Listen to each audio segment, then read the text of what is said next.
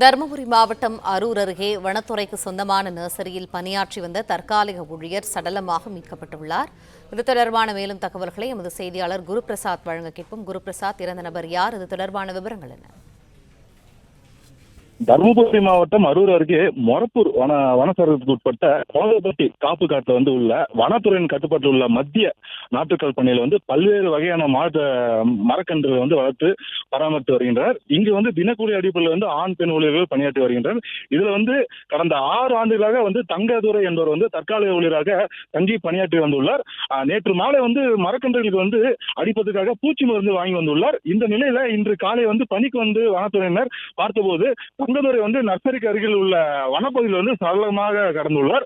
மேலும் அவர் தங்கியிருந்த அறையில் இரவு சாப்பிட வாங்கி வந்த உணவு பொட்டலம் பிரிக்காமல் இருந்துள்ளது. அதே போல பூச்சிக்கொல்லி மருந்து பாட்டில் உணவு அருகில் இருந்துள்ளது. இதனால தங்கதுரை பூச்சிக்கொல்லி மருந்து குடித்து தற்கொலை செய்து கொண்டிருக்கலாம் என்ற சந்தேகம் எழுந்துள்ளது. அதாவது இதனறிந்த வனத்துறையினர் அரூர் காவல்துறையினருக்கு தகவல் தெரிவித்து தங்கதுரை உடலை பரிசோதனைக்காக அரூர் அரசு மருத்துவமனைக்கு அனுப்பி வைத்தனர்.